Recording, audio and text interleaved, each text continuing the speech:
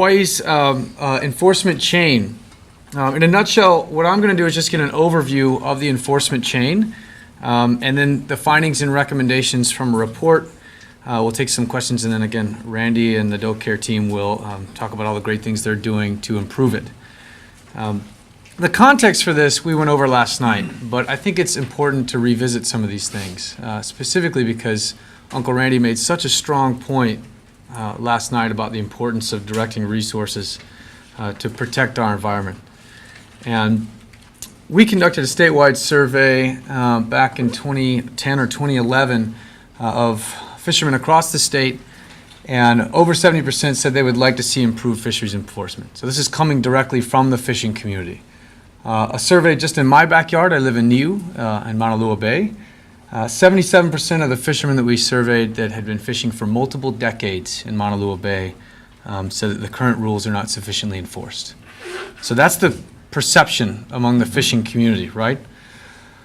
Same survey, number one reason that fishermen believe that people break the law is because they won't get caught. Again, this is the perception that's out there.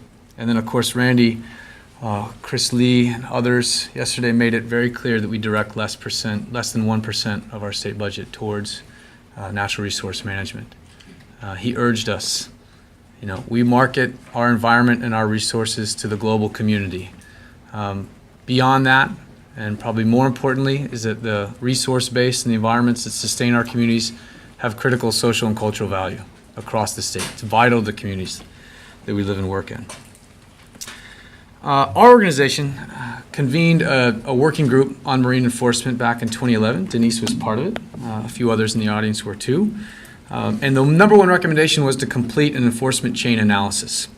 So we funded it. Kua, who's here, Miwa, and Brenda, I hope is still here, were partners, as was the Oahu Resource Conservation and Development Council. Some folks that are much smarter than me conducted the study, including Wayne, who's a graduate of this law school. And this is what the enforcement chain is. So I've been educating myself on this because a lot of this predates me, but it's the links that exist from detection and interdiction all the way through the processes to the imposition of penalties. Okay, so we heard yesterday that it involves different agencies, different actors, different folks who have kuleana throughout different parts of that chain. And that cooperation and communication is absolutely key to that. Because especially when you have kind of division of tasks, what happens is you risk losing momentum or carry through when it gets passed from one group to another. And one of the key things that you'll hear that was a theme from yesterday is that education of the public and community engagement is absolutely critical to this. This is the chain itself, very simple, right? You have this in your binders. I think the green divider in the binder, if you want to take a look at this, it's the second piece of paper after the green divider. It's just a tiny bit out of date because it does not include the environmental court system, which is a new addition, and I think 2015 is when the environmental court will be integrated into this.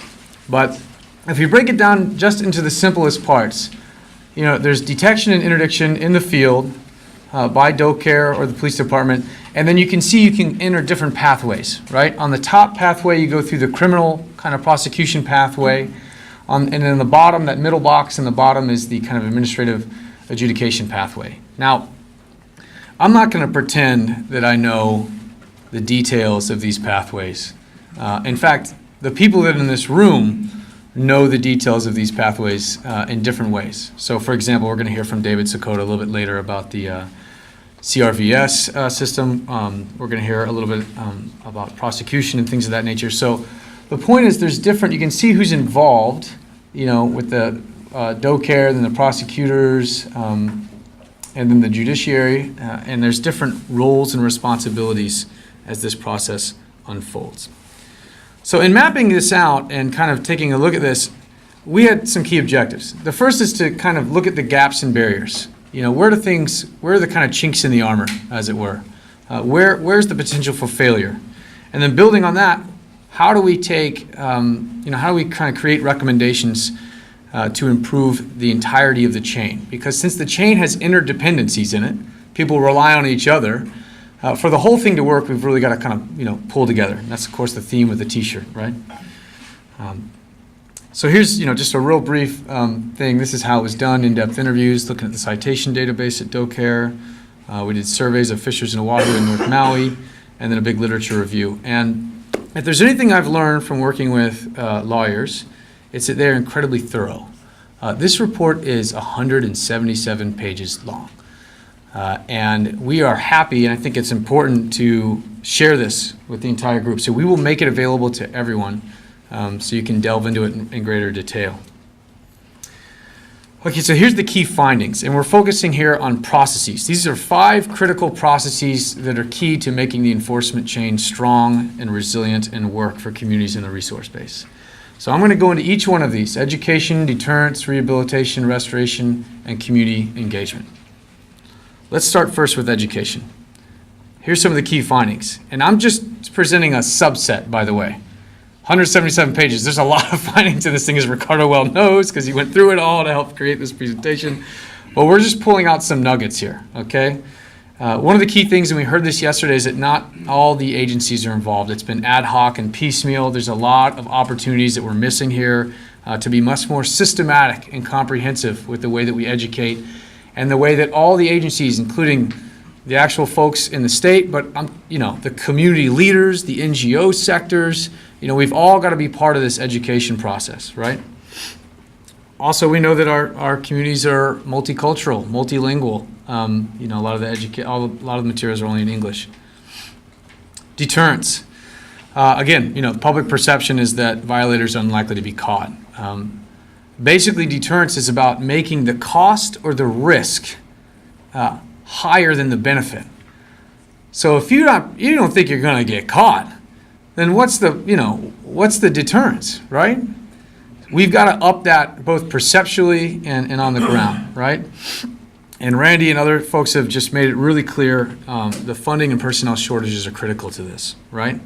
We've got to up the presence on the ground, and that really is putting our budget where our priorities are, right?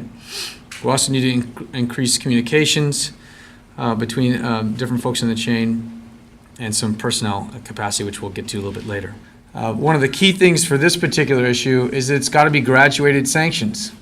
And what I mean by that is the first time you get hit, you get the penalty or the slap on the wrist or whatever it is. The second time it gets worse, and the third time it gets really worse.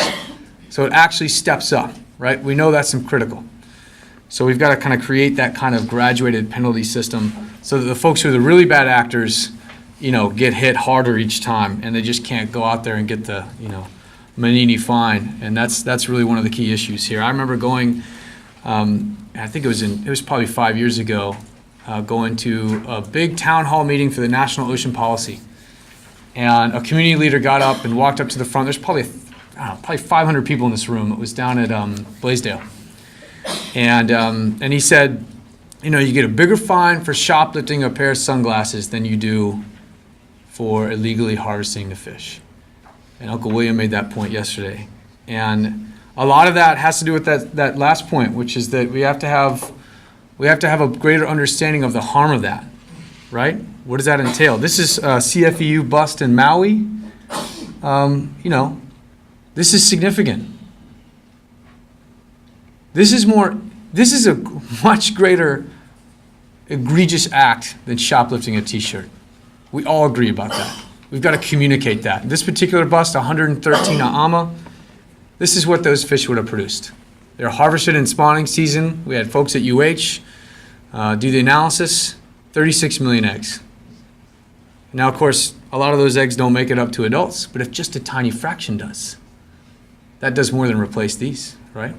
This is the fish population of the future, and it's the community, the generations of the future that this feeds. So this kind of thing has just got to stop. We've got to be clear and good about communicating that impact, right? Not to harp on it, but the perception is key here, and responding to this, And these things have got to be publicized. That's another thing. It's not, even if the chain works, if people don't find out about it, then it doesn't get out, right? I remember when in the Mauna Lua Bay survey that Malama Mauna Lua led, we asked fishermen in the community, we interviewed 60 fishermen, and the only requirement to be included in the survey is that you had to have fished the bay for more than 20 years. So these were the folks who really knew Mauna Lua. And, sorry, this thing is making me go fast. But we asked people 3 things. We said, have you ever been cited for a violation? Have any of your close friends that you fish with or know in the community been cited? And then thirdly, have you ever even heard of anyone being cited? And over 90%, every single one, no, no, no. The only people who had even heard of someone being cited was a famous bust, 10 years prior where they kind of knew the guy and it got out. The point is, that famous bust was something that got out through the media and people found out about it. Well, people have got to find out about it. That's part of the deterrence issue, right? And this kind of lack of resources being applied to enforcement and the DLNR in general really kind of cripples DoCare's ability to increase that engagement with community, to be deliberate about it, to have good coverage. Someone mentioned the master plan. How many people does it really take to cover the immense geography that DoCare is in charge of stewarding? Okay, on to the recommendations. Again, the point of those previous slides was to lay out the processes in the enforcement chain, and then Randy and the gang is going to talk about all the fantastic work they've been doing to fix those issues, and we've made great progress on that. And a lot of that progress has to do with them knowing what needs to be done and getting support from a wide array of collaborators. So here's the priorities that are contained in the report. I'm only going to go through a few of these because it's quite a bit, as you know. So let's start, of course, first with education. Well, there's a number of things that we need to do, and I've just highlighted a few here again. So outreach tools on laws and enforcement actions, stuff that DoCare can distribute, ideally in multiple languages, at boat ramps, fish supply stores, folks where fishermen aggregate. Educating violators, making them understand the impact that they're having and trying to keep that repeat offender situation from occurring. And then looking and educating agencies, individuals, actors up and down the enforcement chain. And again, that involves, we got to think beyond the state government. We're all involved. The NGOs, the community leaders, the nonprofit sector, the universities, the researchers, we're all involved. So interdivisional communication. Someone mentioned yesterday about bringing all the resources of all the different law enforcement agencies to bear in this issue, whether it's the police, DoCare, the different agencies. That's absolutely critical, and having communication in that and that shared kind of responsibility, and assuring that there is information flow. For example, when a case is passed to the prosecution, making sure the prosecutors have everything they need in their toolbox to be successful in that prosecution, And that's a thing where, things can fall through, right? Part of the story of how the citation was issued or something could become really critical to the success of that prosecution, for example. The adjudication process, I'm not going to talk much about this because David will get into some aspects of this later, and it's a little bit beyond me legally. But again, capacity in terms of support, administrative support in particular. The efficiency of the criminal process, restoring DoCare's asset forfeiture authority. Really key to this, right? Working with prosecutors and judges. The folks that in this room are all part of this process, and the environmental court will play a role in this. And then performance metrics. I think this is an absolute no-brainer. Developing these, and Randy's got incredible statistics on the effectiveness, importance, and impact of DoCare's operations. But we heard last night about the importance of, the legislators that were on the panel last night saying, educate us. You want us to divert resources? You want us to make it a priority? Come and educate us, especially when it's not session, right? Developing the metrics, creating the story around that, making sure that we communicate the impact, importance, relevance, and critical need for this. And the performance metrics, of course, are key to that. They tell that story. And then lastly, the report also had some recommended positions, specific things, specific, holes in capacity that we could fill in the agency and in the kind of enforcement chain that would kind of fill niches. So with that, I'll just close. I'm trying to be quick. Thank you so much.